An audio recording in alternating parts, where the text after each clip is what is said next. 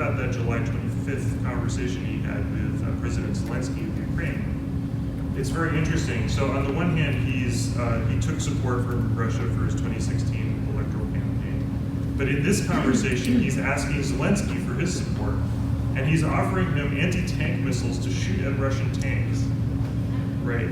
And he's willing to do that, to betray his Russian sponsors, right, in exchange for things that are going to help him politically. I can't believe that Putin would have loved him to sell, Javelin anti-tank missiles to Ukraine, right? It's sort of a betrayal, right? But so I think it's very helpful. The way I would understand the lands in between is that this sort of politics that we tend to exoticize in these small, very vulnerable countries have increasingly become our politics as well, as we're more and more enmeshed in the dynamics of this kind of conflict. So, thanks very much. The basis for this was also laid in the late socialist times. For the young officers who had been recruited since the 1970s, the whole political charge was completely self-evident, but at the same time of little importance for their practical understanding of their profession. They stood not so much for a revolutionary communist self-image as for a pronounced statism. That is, the belief in the authoritarian exercise of power by state organs. And above all, emphasized their professionalism as policemen, bodyguards, or intelligence officers. Unlike in the Soviet Union, this strategy was not particularly successful in Germany due to the extremely negative image of the Stasi in German public discourse. But for those around 2,000 Stasi officers who were taken on into the service of the Federal Republic because of their professional skills, this transformation is clearly recognizable. They also found recognition among their West German colleagues and superiors because they presented themselves as absolutely loyal and at the same time skilled and competent. From this perspective, Czechism again presents itself as a changeable and effective form of communist and post-communist statehood. Thank you. Outside of Jerusalem, the monastery of Marsala, where he found in the stacks there a letter allegedly written by Clement of Alexandria. And within it, it quoted from what purported to be a secret version of Mark's gospel, the canonical gospel. And it has a scene where Jesus brings a boy back to life, and then the boy immediately falls in love with Jesus. And then the boy is a rich man, so he invites Jesus back to his house for a week. And then on the seventh day, Jesus whispers something in the boy's ear. The boy leaves the room, comes back in wearing nothing but a linen cloth, and then Jesus stayed up all night with the boy, teaching him, quote, the mysteries of the kingdom. What do you do when you find something like this? And this was the quandary that Morton Smith was in. And so 58, he finds it. He doesn't publish his book on it until 73. So this is after the death of Moraviov.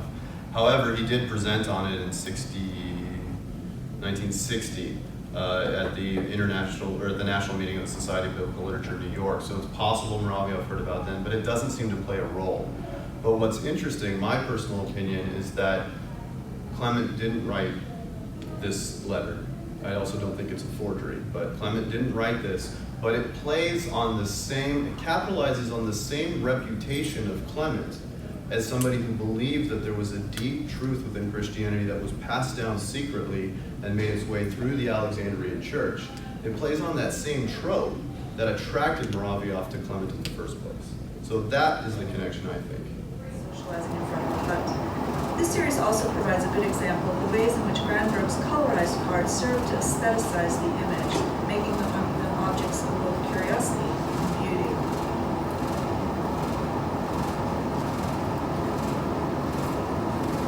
Cards like this featuring modes of transport, troikas or other carriages, were also another popular subgenre in early types postcards. Many of the cards were issued by the St. Petersburg firm Richard, which was owned by a German merchant named Ludemann. These cards appear to have been especially popular with the foreign tourist market, perhaps for depicting images of what was perceived to be a unique cultural phenomenon that they themselves encountered. Many of those that have gone through the post often make direct reference to the image. And so why does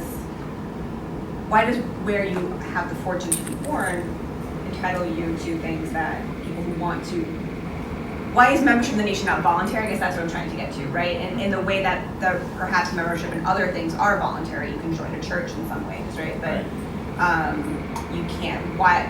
At what point do we allow new people to enter into the nation? Are there inclusive definitions of nationality?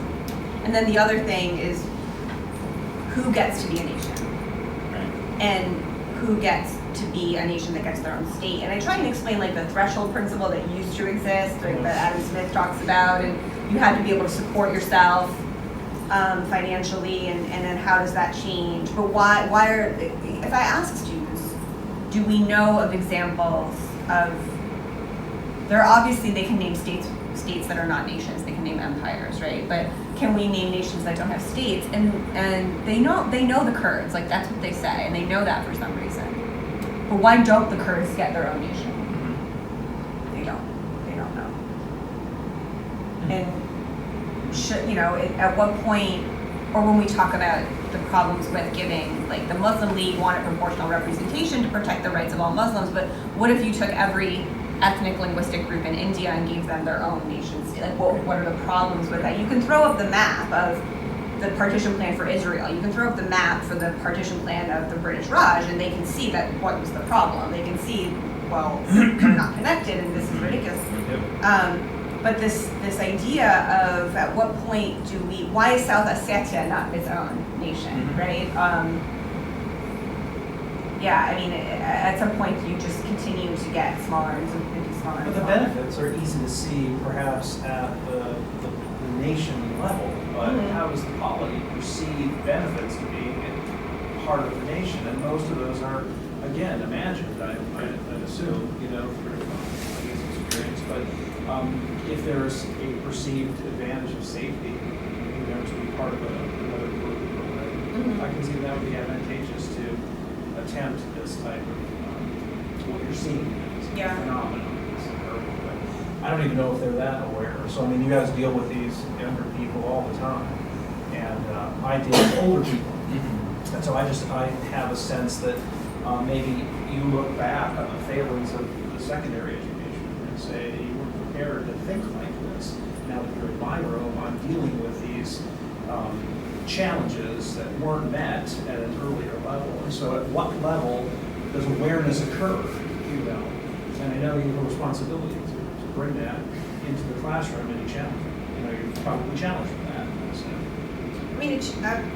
I think there are a lot of problems with secondary education, but I think... but the awareness of... And in reality, the huge parts of the Russian population will not accept the membership of these people in the Russian nation, yet Putin meets with Khabib after I forget the guy he submitted. Of course. And they're talking about, Putin's like, Putin is the mixed martial artist specialist. I saw that move and that was a legit move. A rear naked choke or whatever. And Khabib is like swimming in some river. It wasn't the Volga, it was somewhere and it's very Russian. And so how is it that the Chechens and the Dagestani are not considered full citizens of Russia except on this international sports arena? And so this is my article that I want to work on. It's like, how does the UFC... I'll give you an idea. How does UFC... It's coherent overall, but it's not a unified policy or a unified project. So it's taking place in multiple spheres, different forms of culture, be it through monument building, holiday celebrations, language laws. So I see them as all coming together through though sharing a very similar narrative. So you asked about the attitude towards multiculturalism in Russia. So we do still often hear Putin talk about the multinational Russian people. So there is acknowledgement of that. But the way I see the narrative is it's more of promoting Russian strength in unity instead of strength in diversity.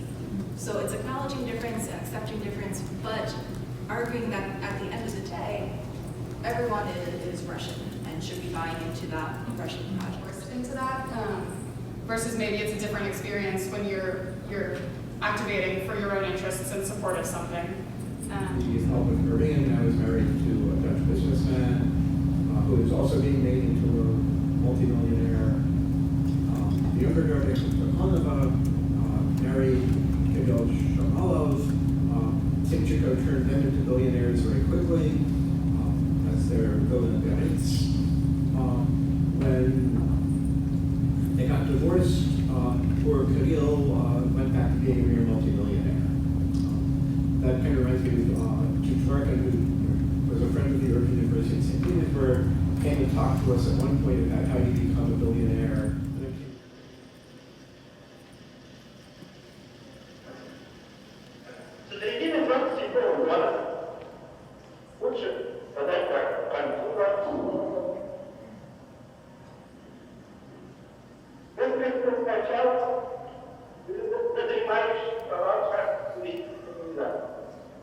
Началась приоритетным методом борьбы с советской властью, организован руководящий физическим инженерным центром, который был более четко, что ли, выявлен. Его голову уже называли как порядок. В скором времени он под давлением, так сказать, жизни вынужден был оформиться из политического